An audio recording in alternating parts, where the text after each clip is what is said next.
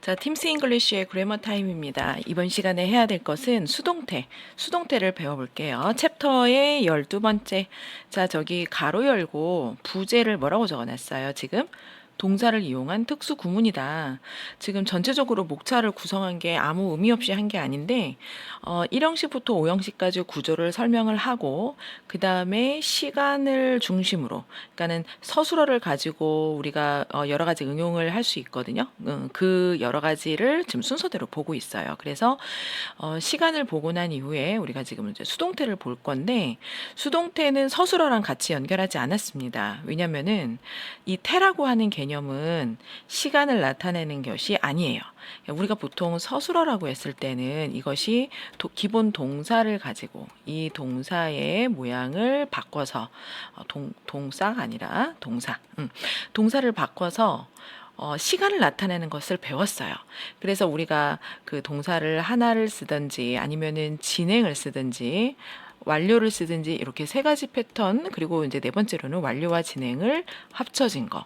그래서 이렇게 네 가지의 서술어의 큰 패턴을 받고 그 앞에 이제 조동사를 붙이는 것. 그러니까 조동사를 하고 다시 동사, 조동사 진행, 조동사 완료, 조동사 완료 진행까지.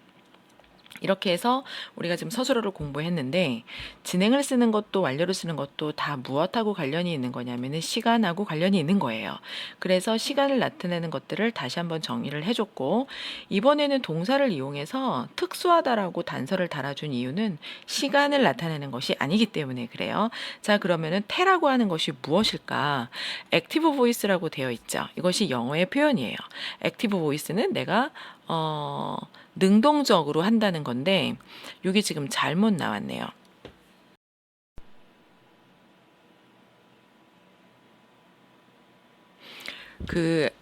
이게 능동태고 수동태는 패시브 보이스라 그래요. 이거 고쳐주세요. 수동태는 패시브. 오케이. 자, 그럼 우리가 일반적으로 쓰는 문장은 주어가 동사를 행하는 일반적인 문장이에요. 그래서 이것이 원래 형태가 맞습니다. 그래서 수동태는 함부로 남발할 필요는 없어요. 수동태를 써야 되는 경우는 좀 이따가 다시 한번 설명을 해줄 거고요. 자, 탐이 창문을 깼대요. 그래서 Tom broke the window. 이 문장을 완성했는데 우리가 흔히 알 수 있는 이런 상황이죠. 우리가 여기 탐이라고 이렇게 서 있는 걸 봤고 여기 창문이 있는데 지금 상태는 각자 독립적인 명사의 상태예요. 탐이 있고 지금 창문이 있는데 어떤 행동을 함으로써 break라는 행동을 함으로써 창문이 깨졌어요. 과거형으로 썼죠. 그래서 과거의 행동이 끝났다라는 것은 지금 현재 이 상태가 아니에요. 그래서 어떤 상태가 됐죠? 이 창문이 지금 밑에 산산이 부서진 어떤 파편 조각의 모양으로 남아 있어요. 그래서 시간이 가면서 이러한 결과를 나타냈죠. 지금 이 상태는 말 그대로 상태는 순간의 상태를 나타내는 거예요. 그래서 이것이 시간이 지나서 이제 과거가 되고 현재가 되었기 때문에 이 창문의 입장에서 설명을 한다면은 이제 표현이 달라져야 되겠죠. 왜냐하면 break이라는 단어는 무엇을 깨다라는 뜻이기 때문에. 그래서 지금 공부를 하는 학생들이 동사의 그 뜻을 공부할 때 깨트리다 이렇게 하면은 조금 혼란이 올 수 있으니까 처음에 개념을 잡을 때는 이 타동사의 개념일 때는 반드시 무엇을 좀 붙여주세요. 그래서 break은 무엇을 깨달라는 뜻이기 때문에 break까지 오면은 문장이 완성되는 것이 아니고 무엇을이라는 단어까지 나와야 되며 이 무엇을에 해당하는 것이 바로 목적어가 되는 거예요. 이것이 바로 목적어가 되는 거다. 이렇게 이해를 해주셔야 돼요. 그리고 왜 우리가 수동태를 쓰냐면요. 이렇게 이제 상황이 됐는데 지금 이 상황은 탐이 자리를 뜨고 없어요. 행동을 한 주체가 없어져 버렸어요.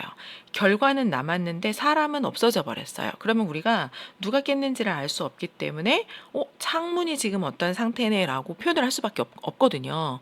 그래서 창문을 부득이 주어로 내세울 수밖에 없어요. 그래서 이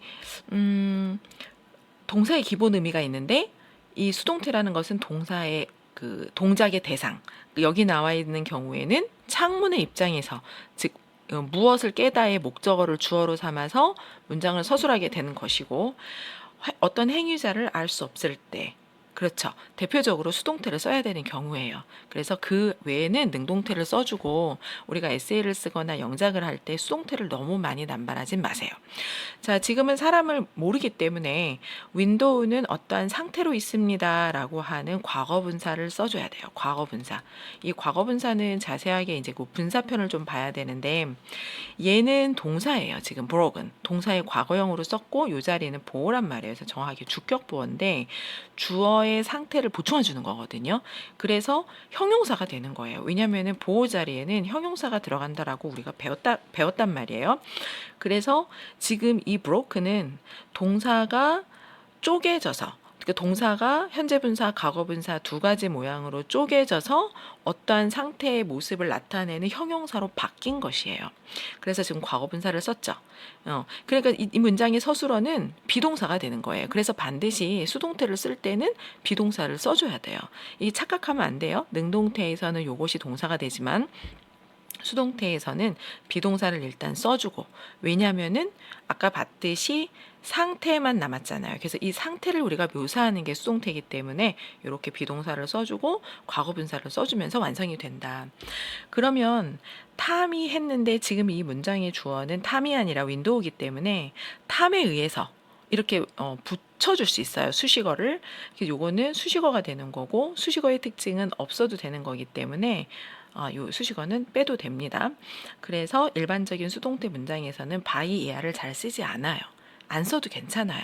그래서 우리가 문법적으로 배울 때는 여기서 요 탐은 by를 쓰고 이렇게 바꿔주고 이런 개념으로 보는데 사실 안 써도 된답니다. 그래서 수동태를 너무 어렵게 생각하지 말고 기본 동사의 의미를 좀 보면서 이 동사의 정확한 의미를 이해하고 수동태를 봐야 돼요.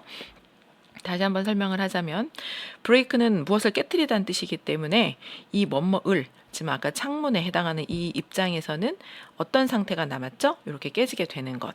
그래서 윈도우를 주어로 삼아 수동태 문장을 만들었어요. 자, 그리고 제일 중요한 것은 수동태가 되기 위해서는 반드시 얘가 타동사여야 돼요. 우리가 앞에서 봤던 좀 형편없는 그림을 봤을 때 이 탐이 어떤 행동을 했고 그것이 탐과 전혀 상관없는 어떤 다른 명사에게, 지금 목적어에게 변화를 일으켰잖아요. 변화. 목적어는 동사의 행동에 의해서 변화가 일으켜지는 것이 목적어거든요. 그래서 이렇게 변화가 일어났기 때문에 목적어가 없는 동사는 이게 수동태가 될 수가 없어요. 그럼 목적어가 없는 대표적인 동사를 뭘로 볼까? 한번 고를 볼까요? 그럼 이 고는 뭐냐면 탐이 있으면 이렇게 길을 가면 돼요. 탐이 길을 가요. 끝. 그러니까 주어만 있으면, 즉 주어가 죽지 않고 살아 있으면 어떤 다른 것이 없어도 그 행동을 할 수 있거든요. 그래서 이런 경우에는 자동사다. 자동사의 과거분사형은 없다고 보면 돼요. 자, 그런데 이제 또 좀 공부 좀 한 친구들은 질문을 할 거예요. 선생님, go, went, gone이 있어요. 이건 뭐죠?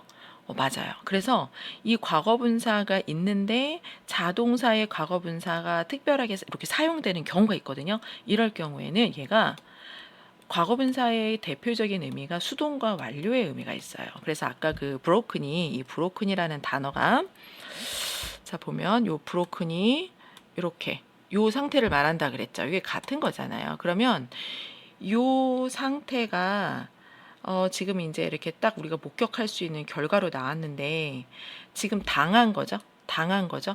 창문이 아무 짓도 안 했는데 그냥 갑자기 깨지게 된 거거든요. 그러니까 좀 수동은 억울한 개념이, 억울한 거. 자기가 뭘 하지 않았는데 자기 의지랑 상관없이 깨져버렸어. 누가 돌 던졌나 봐.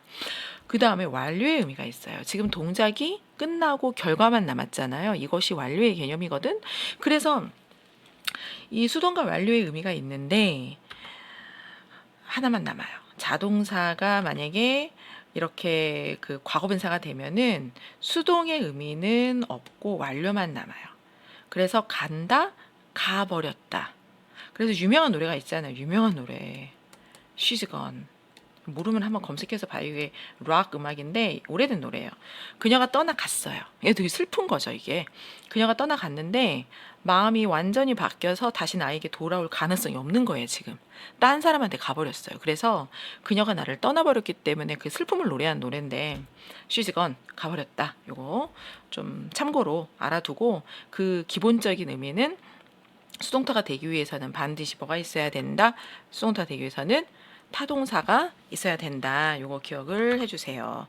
자, 그 다음에 수동태를 아까 꼭 써야 되는 경우가 있다 그랬잖아요. 지금 방금 설명한 거.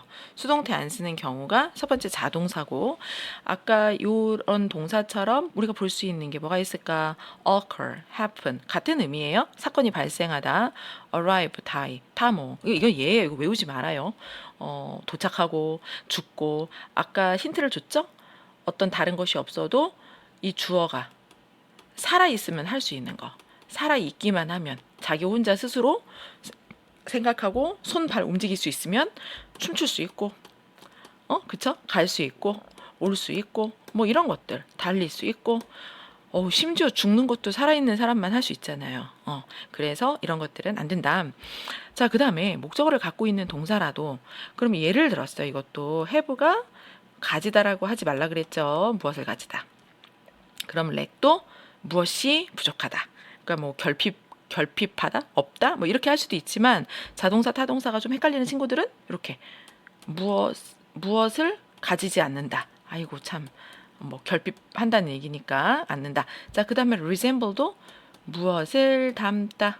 자, 그런데 여기 나와 있는 동사들은 동작을 나타내는 동사보다는 상태가 유지되는 개념, 상태를 얻고 그것이 어느 정도 유지되는 개념의 상태동사라고 하거든요. 그래서 이런 것들은 수동태로 바꾸지 않아요. 그래서 탐은 그 집을 갖는다. 그러니까 이미 어떤 소유가 지속되는 관점이기 때문에 왜 이걸 동사로 보냐면은 소유하는 것도 내가 그 소유하지 않으려면 어떻게 해야 돼요? 집을 팔면 되죠. 근데 파는 행동을 하지 않음으로써 자기 집을 계속 소유하는 것을 유지하는 거예요. 그래서 갖게 된 시점부터 계속 소유하는 것을 나타내는 동사고, 근데 이 훌륭한 집이, 이 좋은 집이 소유된 상태다? 이렇게는 쓰지 않는다. He resembled his father. 그는 아빠를 닮았대요. 그래서 똑같이 생겼는데 아빠가 닮아지게 되었다. 이 표현도 어색하다라고 봅니다. 그래서 지금은 수동태의 기본적인 개념에 대해서 봤고, 다음 시간에는 우리 3, 4, 5형식의 수동태를 볼 거예요. 왜 세 가지를 봐야 되냐면 아까 중요한 개념으로 뭘 설명했죠? 반드시 뭐가 있어야 된다? 타동사, 목적어가 있어야 된다. 그런데 우리가 문장의 5가지 형식을 배우면서 그 목적어가 있는 형식을 3개 배웠어요. 3형식, 4형식, 5형식. 그래서 우리가 다음에는 3개를 배우게 될 겁니다. 오늘은 여기까지 끝낼게요.